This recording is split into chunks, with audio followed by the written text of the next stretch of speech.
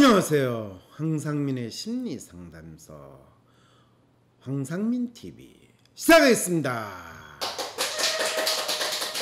네, 여러분들한테 제가 이 책을 보여드리고 싶습니다. 좋은 대통령이 나쁜 대통령 된다. 저는 이 책 쓸 때 사실 이 책이 이렇게 있어요. 우리는 왜 이명박 다음에 박근혜를 뽑았을까? 이 야성적이던 노무현은 왜 그렇게 나약해졌을까? 뭐 이런 타이틀을 했는데 솔직히 훌륭한 인품, 뛰어난 리더십, 남다른 능력이 있으면 좋은 대통령이 될까? 뭐 이런 마음으로 대통령을 우리는 뽑는다라고 하는데, 그래서 어떤 분이 댓글을 짧게 말하면 존나 된다라고 했는데 존나 난다가 맞아요. 이게 존날 정도로 날아다닌다 할 때 존나 난다고, 존나 된다는 존나 좋다는 뜻인데 대체 무슨 뜻으로 했는지 정확히 잘해야 돼요. 왜냐하면 제가 좋은 대통령이 나쁜 대통령이 된다라고 이야기했을 때는 사실 많은 사람들이 그 당시 박근혜 대통령이 나쁜 대통령으로 될 때 그거를 이미 알 수 있었는데, 이전에 이명박 대통령이 좋은 대통령을 했다가 나쁜 대통령이 되듯이 다음에 오는 그럼 대통령은 제발 좋은 대통령이어서 나쁜 대통령이 안 됐으면 하는 마음에서 그 대통령 선거하기 몇 달 전에 제가 이재명 씨에 대한 이미지 분석부터 시작을 해가지고 이 책이 시작을 했어요. 내 욕망을 충족시킬 지도자. 그럴 때 반기문은 어떻게 해서 출마할 수 있었을까? 뭐 이렇게 이야기하면서 이재명, 판을 뒤엎는 사람, 이재명의 적은 누구인가? 이재명의 딜레마, 명분을 어떻게 확보할 것인가? 이재명을 위한 전략, 충격 완화용 안전판, 이런 이야기를 하면서 이재명과 문재인의 관계, 그러면서 문재인 훌륭한 인격을 갖춘 구세주, 문재인의 적은 누구인가? 우리의 욕망은 여러 얼굴을 가지고 있다. 그러면서 문재인의 딜레마, 어떻게 대중이 가진 기대를 충족시킬 것인가? 문재인을 위한 전략, 뭐 이러면서 제가 이 책을 쓰면서 문재인이 대통령이 되고도 이 본인이 훨씬 잘 지낼 수 있는 방법, 이런까지 이야기했는데, 뭐 문재인 대통령이나 그 주위에 있는 참모, 특히 뭐 양비서는 죽어도 안 읽어본 것 같아요. 전혀 이 양인지 저 양인지 모르지만은 약물로 돌아다니다가 결국에 그냥 다 해먹고 지금 갈 때까지 간 상황이 된 것 같으니까, 뭐 그래도 어떡하겠어요. 우리는 부동산 문제 법으로 해결해야 되겠다는 변호사의 상담, 이 진정 부동산의 욕망을 알고 싶어서 전 상담 받고 싶어요. 이런 사연이나 제가 할 수밖에 없는 거죠. 제가 어떤 사연인데요. 박사님, 네이버에 법 코너의 제목이 세상과 통하는 법, 내가 잘 사는 법인데 실상은 세상과 막히는 법, 나 죽고 너 죽자는 법 같아요. 이런 내용을 정말 사람들에게 알리고 싶어요.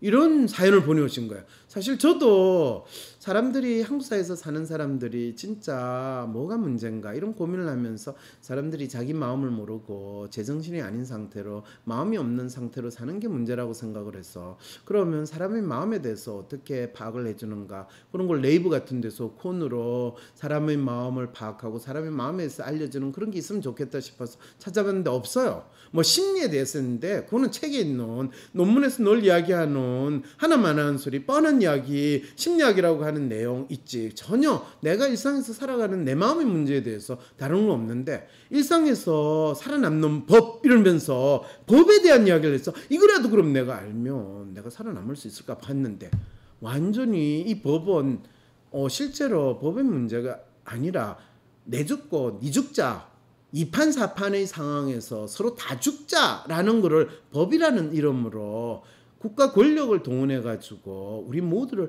노예로 만드는 그런 내용인 거예요. 대체 어떤 내용이길래 어떤 분이 이런 문제가 있나 봐요. 오랜 시간 몸담았던 직장에서 정년을 맞은 A씨, 그러나 100세 시대라고 하는 요즘 노후 대책 겸 일이 필요하다는 생각에 A씨는 공인중개사 자격을 취득, 부동산 경매에 나섰습니다. 부동산 경매를 나서는데 꼭 공인중개사 자격 취득 안 해도 되거든요. 그냥 하면 돼요. 근데 공인중개사 자격을 취득했다 하면 부동산 경매가 뭔가 엄청난 전문적인 지식이 필요할 거라고 포장하고 싶은 마음에서 이렇게 이야기를 한 것 같아요. 몇 차례 좋은 입지의 건물 입찰에 성공하여 수익을 올린 A씨는 매수 자금을 늘려 조금 더 일을 키워보고자 대출을 받게 됐는데 최근 낙찰받은 상가 건물 때문에 답답한 상황에 빠지고 말았습니다.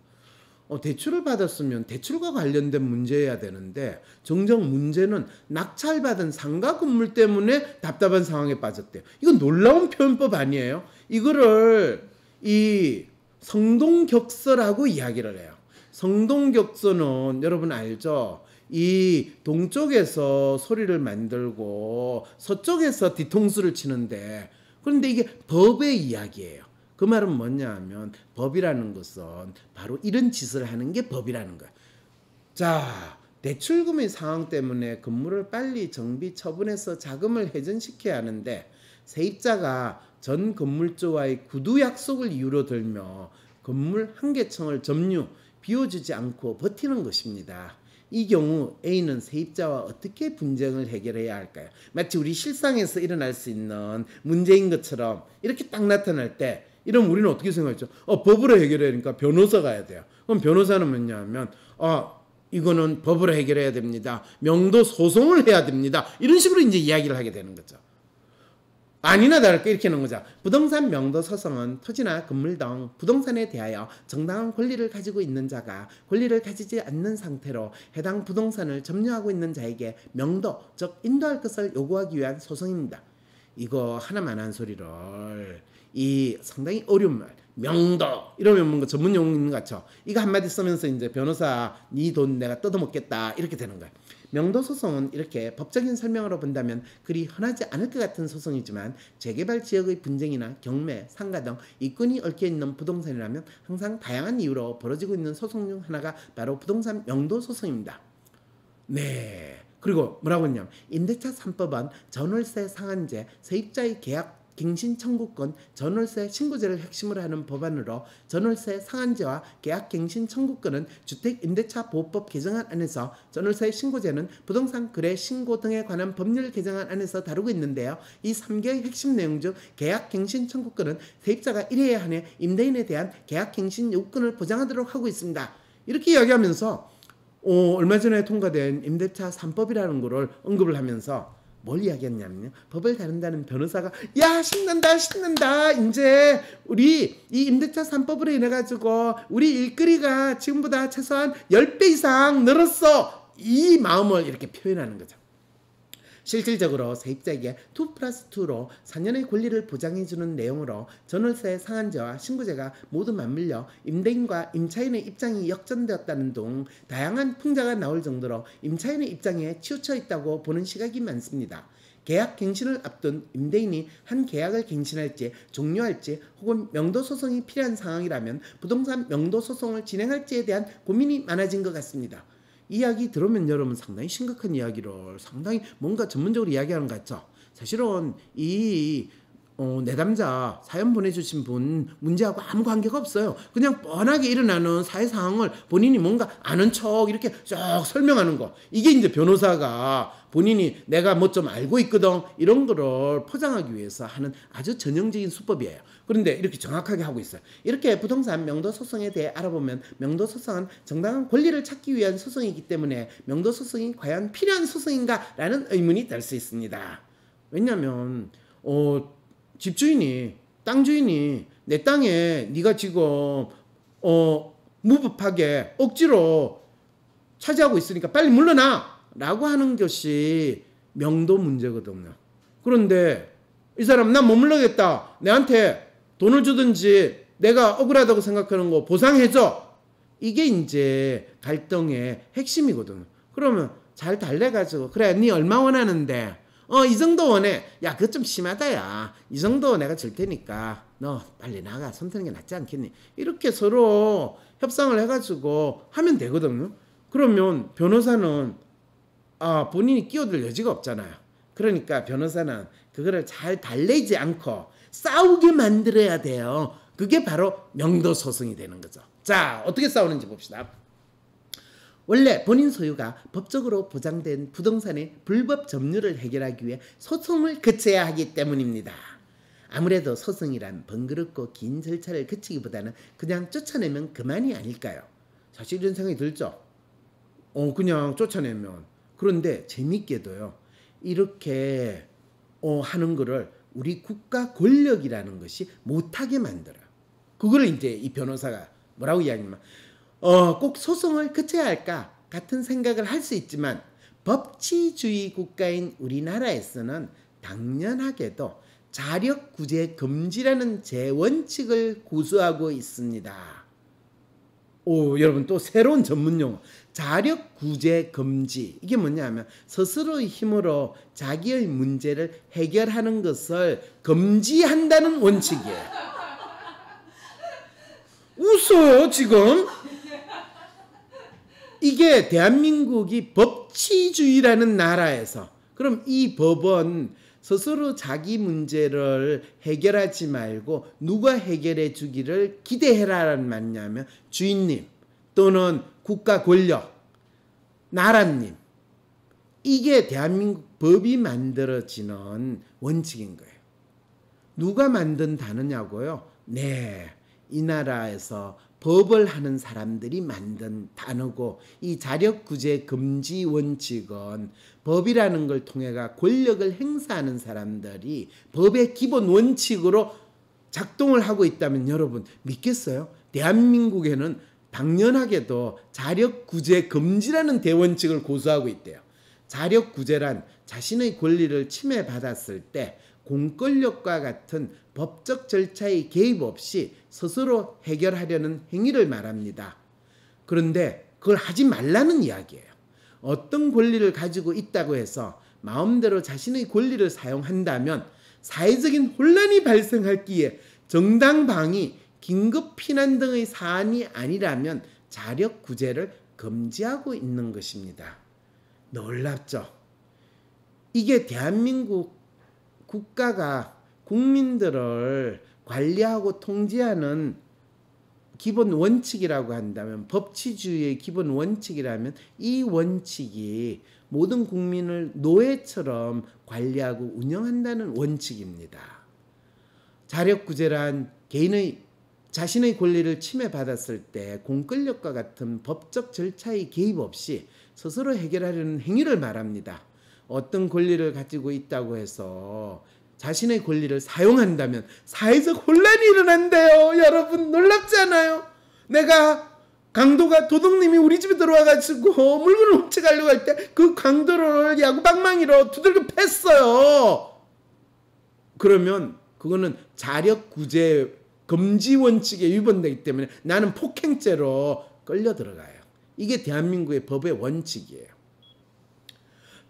따라서 부동산의 불법 점유죄에 대해 스스로 물리적인 강제력을 행사해 내쫓으러 간다면 권리의 행사보다 행위의 불법성 여부를 우선해 해당 행위와 관련된 처벌을 받기 때문에 부동산 명도 소송을 통한 집행권의 획득과 집행관을 통한 강제 집행이라는 법적 절차를 거칠 필요가 있는 것입니다. 놀라운 일이지 않겠습니까? 미국에서는 이런 자력구제 원칙이라는 게 자유로운 나라에서 모든 시민이 누려야 하는 기본 원칙이라고 생각하기 때문에 내가 우리 집에 어떤 사람이 들어왔어. 집에 총으로 누구야?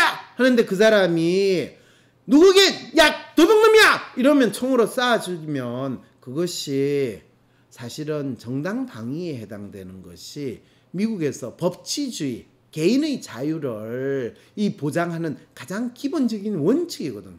미국과 같은 나라는 자력구제 금지가 아니라 자력구제를 기본으로 하기 때문에 총기가 그렇게 문제가 돼도 내 땅은 내가 지킨다, 내 집은 내가 지킨다, 내 가족은 내가 지킨다 이 마음으로 사람들이 사는데 우리는 정부가 구해줄 테니까 가만히 있어, 움직이지 마 그래 놓고 너 움직이지 말라는데 움직였지, 너 감옥에 가, 너 조용히 있으라고 했는데 시끄럽게 했지, 너 그만둬 이렇게 하는 나라로 운영되고 있는 것이 대한민국의 법치의 기본 원칙이라고 생각한다면 너무 재밌지 않아요?